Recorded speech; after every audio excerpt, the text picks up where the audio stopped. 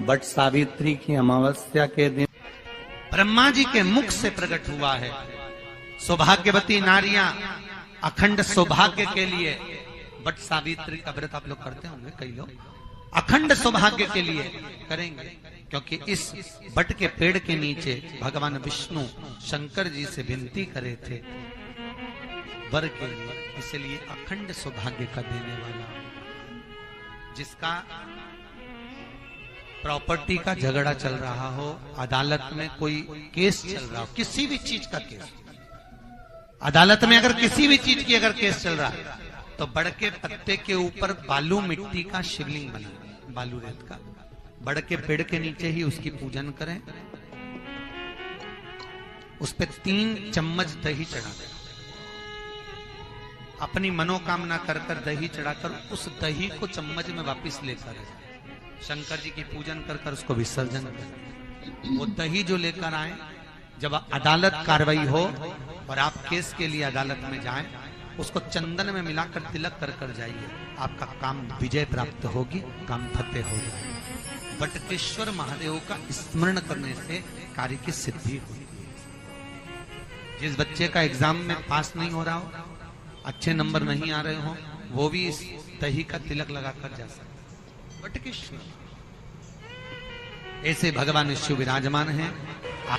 16 श्रृंगार में नारी के हाथ की चूड़ी का कलर अलग हो सकता है, चूड़ी की डिजाइन अलग हो सकती है, चूड़ी अलग हो सकती है, चूड़ी महंगी सस्ती हो सकती है, मंगलसूत्र की कीमत ऊंची नीची हो सकती है, पांव की बिछुड़ी की कीमत ऊंची नीची हो सकती है, कान के कुंडल की कीमत ऊंची नीची हो सकती है।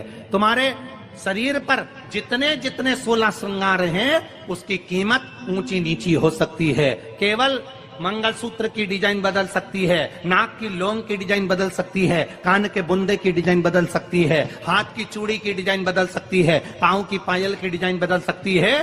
केवल नारी के 16 श्रृंगार में एक श्रृंगार ऐसा है जिसकी कीमत जो पहले थी वही कीमत आज तक है और उसकी डिजाइन आज तक नहीं बदली। वो मांग का सिंदूर है, एक जैसी डिजाइन है और एक जैसी कीमत है। सारे श्रृंगार की कीमत अलग, पर मांग में जो सिंदूर डाला जाता है वो एक कीमत का होता है, एक डिजाइन का होता है और एक जैसा होता है, और वो सबसे भारी होता है। सावित्री यमराज से कह रही है मेरे पति को छोड़ दो। यमराज कह रहा है सावित्री तेरा पति मर चुका है, मांग के सिंदूर को पोंछ दे। सावित्री कहती है पूरा श्रृंगार उतार दूंगी पर मांग का सिंदूर नहीं पूछने दूंगी। तब यमराज ने कहा जब तक तू मेरे मांग का अपनी मांग का सिंदूर नहीं उतारती तब तक तू मेरे पास नहीं आ सकती। भगवान यमराज से सावित्री ने कह दिया मैं भी तुझे वचन देती हूं यमराज, मेरी मांग में जब तक सिंदूर है, जैसे सीता ने लाइन, लक्ष्मण जी ने लाइन खींच दी थी और सीता पार नहीं जा सकती थी, मैं भी तुझे वचन देती हूं जब तक नारी की मांग में सिंदूर है तब तक तू उसके पति को उसके सामने लेकर नहीं जा सकता। यह भी मैं तुझे कह देती हूं। यमराज भैंसे पर सवार होकर सत्यवान को लेकर जा रहा था, सावित्री से वचन पर वचन चल रहे थे, बड़ के पेड़ के नीचे छोड़कर आए। क्या चाहिए तुझको, क्या चाहिए तुझको, क्या दूं मैं तुझको, कुछ मांग ले मुझसे। सावित्री कहती है क्या दोगे आप, मेरे पति के प्राण दे दो बस वापिस, और कुछ नहीं चाहिए। जब यमराज यमलोक में प्रवेश करने लगा, मांग के सिंदूर में से थोड़ा सा सिंदूर सावित्री ने केवल हाथ में लेकर अपनी बिंदी पर जो लगाया, सत्यवान को लेकर यमराज अंदर नहीं जा पाया। बाहर खड़े होकर कहता है मांग ले, मैं तुझे एक वचन नहीं, तू बोले तो मैं 2 वचन दे देता हूं, तू बोले तो मैं 3 वचन दे देता हूं, तू मांग क्या चाहिए। तब सावित्री ने कहा देना चाहते हो, हाँ। अब यमराज को लगा कि लालच में पड़ गई सावित्री, तब कहा पहला वचन दीजिए, मेरे अंधे सास ससुर के नेत्र वापिस आ जाएं। यमराज ने कहा तथास्तु। दूसरा वचन दीजिए, मेरे सास ससुर अपने पोता पोती का मुख देखें। यमराज ने कह दिया तथास्तु।